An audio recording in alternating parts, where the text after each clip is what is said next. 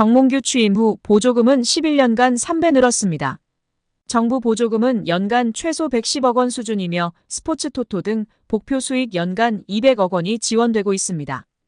주요국 정부 보조금 없거나 의존도 낮으며 피파 랭킹 20위권 국가들은 70% 이상이 협회장은 전문 경영인이 하고 있고 이외 축구인 등이 하고 있습니다. 우리나라처럼 재벌 총수가 회장인 곳은 단 한 곳도 없습니다.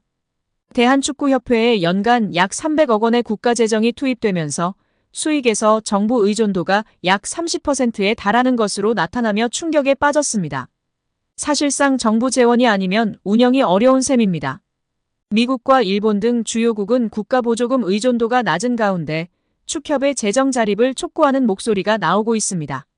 18일 한경닷컴이 축협의 손익계산서를 분석한 결과 지난 2013년 이후 보조금과 복표 수익을 제외하면 연 평균 300억 원 적자를 기록하고 있습니다.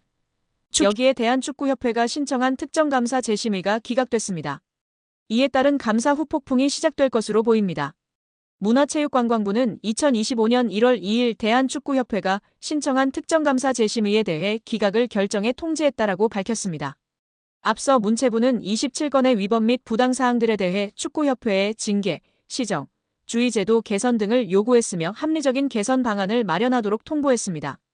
축구협회는 이에 대해 재심의를 신청했고 문체부는 감사심의위원회를 개최해 7개 안건에 대한 심의 후 최종적으로 모두 기각했습니다. 재심의가 받아들여지지 않으며 축구협회는 한 개월 내 징계에 대한 징계 의결 뒤 결과를 통보해야 하며 제도 개선이나 시정 조치에 대해서는 2개월 내에 문체부에 알려야 하는 상황입니다. 문체부는 최종 감사 결과 발표 당시 감독 선임 과정, 징계 축구인 기습 사면 및 철회, 천안축구종합센터 건립보조금 허위 신청 등에 대한 책임으로 자격정지 이상 중징계를 요구했습니다. 더불어 문체부는 김정배 부회장, 이임생 기술총괄이사 등에게는 홍명보 현 국가대표팀 감독 선임 과정에 책임을 물어 자격정지 이상의 중징계를 요구했습니다. 이어 홍명보 감독에 대해서는 전력강화위원회를 통한 재선임을 통보, 계약 유지 혹은 해지 여부 등에 대해서는 협회의 자율에 맡겼습니다. 문체부 관계자는 이번 축구협회의 재심의 신청 기각에 대해 해당 내용을 다시 살펴본 결과 문제가 없다고 판단했다. 중징계 정몽규 회장, 김정배 부회장, 이임생 이사의 자격정지 이상의 징계와 관련해서 축구협회가 한 달 내로 통보해야 한다. 이후 문체부는 이행 여부를 들여다볼 것이다. 이행 감사 또한 이뤄진다라고 전했습니다. 축구협회의 감사 후폭풍이 이어질 것이라고 알렸는데요. 문체부 관계자는 축구협회의 대한민국 천안축구종합센터 건립 관련 차입금 실행과 보조금 집행과 관련해 국고보조금 부정수급이 있었다. 보조금 환수 절차를 밟을 예정이다. 보조금 56억 원 전체가 환수 대상인지 여부 또한 따져 물을 예정이라고 말했습니다. 이어 보조금 환수 절차와 함께 이에 따른 제재 과징금이 내려질 것이다. 과징금은 환수금의 5배이다라며 국가사업에도 배제될 가능성이 있다. 한 해 축구협회에 370억 원의 지원금이 나간다. 횟수가 늘어난다면 축구협회 예산에도 영향이 클 것이라고 덧붙였습니다. 또한 국회 국정감사에서 제기된 HDC 현대산업개발 직원의 부적정한 축구협회 파견 의혹 등에 대한 감사는 여전히 진행 중입니다. 문체부는 해당 감사 또한 곧 공개할 예정이라고 밝혔습니다. 이로 인해 축구계에서는 걱정이 이만저만이 아닌데요. 최악의 상황을 걱정하고 있습니다. 최악의 상황이라 함은 보조금 환수 절차와 함께 이에 따른 제재 과징금이 내려질 것이기 때문입니다. 과징금은 환수금의 5배이기 때문입니다. 이에 더해 축구협회에 지급되던 370억 원의 연간 지원금도 배제될 가능성이 높아지고 있습니다. 이 같은 조치는 재정적으로 궁핍한 축구협회 입장에서는 자칫 파산, 부도의 위기로 내몰릴 수 있다고 판단됩니다. 천안축구센터의 공사는 당연히 큰 차질이 예상되고 직원들의 급여 지급도 원만하지 않을까 걱정이 됩니다.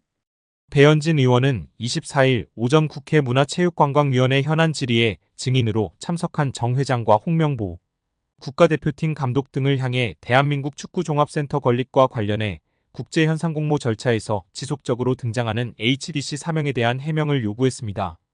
배 의원은 축구협회가 2015년부터 지금까지 국비와 시비 그리고 자체 재원까지 동원해서 약 1,550억 원을 투입하는 초대형 프로젝트를 추진하고 있다며 2020년 3월에 축구협회가 천안의 부지를 이제 지정하고 난 후에 축구센터 마스터플랜 건축사 건축회사를 선정하기 위해서 국제공모를 시행을 했고 6월에 네덜란드의 UN 스튜디오라는 업체가 최종 선정되는 과정이 있었다고 운을 뗐습니다. 이어 이 과정에서 축구협회가 하는 사업 과정에 현대산업개발 HDC라는 특정 회사의 명칭이 계속 여러 문서에 등장한다는 점이 의아했다며 2020년 3월 13일 축구협회에서 해외 건축사에 발송한 서한을 보면 홍 감독 당시 축구협회 CEO의 명의로 4개의 해외 건축사에 이 공모를 타진하는 문서가 발송됐고 이 국제 공모에 최종 선정된 UN 스튜디오가 당시에 이 문서에 대해 답신을 하는데 수신된 곳이 축구협회와 현대산업개발 두 곳이라고 지적했습니다. 그러면서 현대산업개발이 전체적인 이 공모의 공식적인 과정에서 실무적인 수신을 받은 것이라며 2020년 11월 24일 UN 스튜디오가 다시 과업범위 및 수수료 제한이라는 계약 조정 문건, 비용에 관한 문건을 축구협회에 발송하는데 이 문서 또한 현대산업개발도 동일하게 수신한다고 꼬집었습니다. 또 해당 문서의 4번째 페이지를 보면 현장 방문 관련 내용에 대한축구협회, 현대산업개발, 그리고 한국의 설계사들과 함께 공동으로 디자인을 개발하기 위해 일정량의 한국 방문이 필요하다고 하며 이곳에 다시 특정 회사 명칭인 현대산업개발이 등장한다고 설명했습니다. 대한축구협회 임원들이 지난해 법인카드로 가장 많은 금액을 지출한 곳이 축구협회 최영일 부회장 배우자가 운영하는 서울 송파구의 일식당으로 확인되며 파장입니다. 더불어민주당 강유정 의원실이 대한체육회 스포츠 지원 포털 시스템을 통해 확보한 2023년 축구협회 임원 14인의 법인카드 사용 내용을 분석한 결과 법인카드로 가장 큰 금액을 사용한 식당은 364만 5천 원이 결제된 서울 송파구의 S식당이었습니다. S식당은 최 부회장 부인인 강모 씨가 운영하는 일식당인데 축구협회가 지난해 법인카드를 사용한 총 867곳 가운데 총액 기준 제일 높은 액수가 결제됐습니다. 이 일식당은 축구협회 사무실과 거리가 있는데도 지출한 금액은 가장 컸습니다. 임원들은 S식당에서 총 20회 법인카드로 결제했는데 이는 택시비나 카페 이용 등을 제외하면 건수로도 가장 많았습니다. 서울 종로구의 한 한식당과 함께 공동 1위였는데요. 1건당 18만 2,250원을 결제했습니다. 이를 두고 축구협회 공금을 최 부회장의 배우자 식당에 몰아준 것 아니냐는 지적이 나왔습니다. 최 부회장 배우자는 이와 관련 작년에는 최 부회장과 결혼한 사이가 아니었고 서로 호감을 갖는 정도의 사이였다. 올해 2월 15일 결혼식 없이 혼인신고만 했다며 무엇보다 남편을 제외한 대한축구협회 임원들은 아는 사이가 아니다라고 했습니다. 이게 더 웃긴데요. 썸녀에게 호감을 사기 위해 몰아주기 했다는 게 더욱 분명한 사실이 되었습니다. 축구협회는 2017년 9월 법인카드를 사적으로 유용해 당시 조중현 축구협회 회장과 이회택 부회장 등 전현직 임직원 12명이 경찰에 입건되는 일이 있었습니다. 당시 조사 결과 축구협회 임직원들은 골프장과 유흥주점, 노래방 등에서 법인카드를 사용했습니다. 이번 최 부회장 사례처럼 가족과 지인 식당에서 법인카드를 사용했다는 논란도 있었습니다. 축구협회는 앞서 법인카드 사용 내역을 밝히라는 대한체육회 감사 지적에 사용 내역 없음이라고 공시한 것으로 드러나 비판을 받은 바 있는데요. 이후 법인카드 사용 내역을 공개하라는 요구가 번지자 대한체육회 스포츠 지원 포털에 지난해 법인카드 사용 내역을 공시했습니다.